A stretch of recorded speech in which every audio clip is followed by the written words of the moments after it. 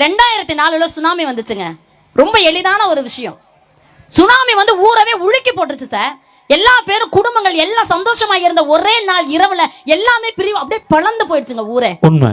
ஆறுமுகம் அப்படிங்கிற ஒரு குட்டி பையன் தொலைஞ்சு போயிட்டான். அந்த அம்மா கிட்டத்தட்ட 12 வருஷம் கழிச்சு பிறந்த பையன். அந்த பையன் என் பிள்ளை செத்து போயிட்டானே, அப்பெல்லாம் கிடையாது, என் பிள்ளை செத்து இருக்க மாட்டான். ஊரே சொல்லுதுங்க, நம்ம ஊர்ல நிறைய பேர் செத்துட்டாங்கம்மா, நீ நம்பு. அந்த அம்மா அழுக கூட இல்லைங்க, என் பிள்ளை கண்டிப்பா செத்துருக்க மாட்டான் அந்த அம்மா சொல்லுது. அப்போதைக்கு பாத்தீங்கன்னா யாரு, ஜெயலலிதா அம்மா அவர் முதலமைச்சரா இருக்காங்க. யாரோ இந்த தேர்தல் நேரத்தில் அதெல்லாம் சொல்ல வேண்டியது, ஒருத்தவங்க முதலமைச்சரா இருக்காங்க. நடுவர்கள் இந்த நேரத்துல என்ன ஆச்சு தெரியுமா, வெள்ள நிவாரண நிதியோ இல்ல சுனாமி நிவாரண நிதி அப்படிங்கிற பேர்ல நிறைய அந்த கலெக்டர் ஆபீசர்ஸ் எல்லாம் வந்துட்டாங்க. இந்த உங்க குடும்பத்துல இப்படியாப்பட்ட ஒரு குழந்தை இறந்து போச்சுன்றாங்க, யாரா இருக்கலாம் அந்த மாதிரியான பிரச்சனைகள் இருக்கும், எல்லாத்துக்கும் நாங்க நிவாரண நிதி தரோன்றாங்க.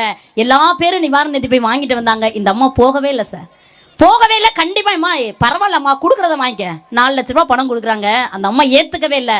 அந்த 4 லட்ச ரூபாய் அவ்வளவு பேர் சொல்றாங்களே ஒரே கந்தகா கொண்டு வந்து வீட்டுல வச்சாங்க. எண்ணி 1 மாசம் இல்ல 2 மாசம் இல்ல 3 மாசம் இல்ல 6 மாசம் கழிச்சு தூரம் தொலைவில் அந்த ஆறுமன்ற குட்டி பையன் நடந்து வர்றத இந்த தாய் ஓடோடி போய் கட்டி பிடிக்கிறாங்க. அழத்தா என் பிள்ளை வந்துட்டான். அப்படியே அங்கனே பிடிச்ச பையன் வீட்டுக்கு கூட்டு வரலங்க, ஒரு வாய் சோறு கூட தரலங்க. நேரா கலெக்டர் ஆபீஸ்க்கு போய் நிக்கிறாங்க. ஏமா நீ வந்துட்டியாமா, ஏற்கனவே உன்னோட தொல்லை தாங்களே வந்துட்டு. சார் என் பிள்ளை கிடைச்சிட்டான் சார், என் பிள்ளை கிடைச்சிட்டான். சரிம்மா அதனால ஒண்ணு இல்ல, ரொம்ப சந்தோஷம், உன் நம்பிக்கை உன்னை காப்பாத்துச்சு, பரவாயில்ல போவோம்.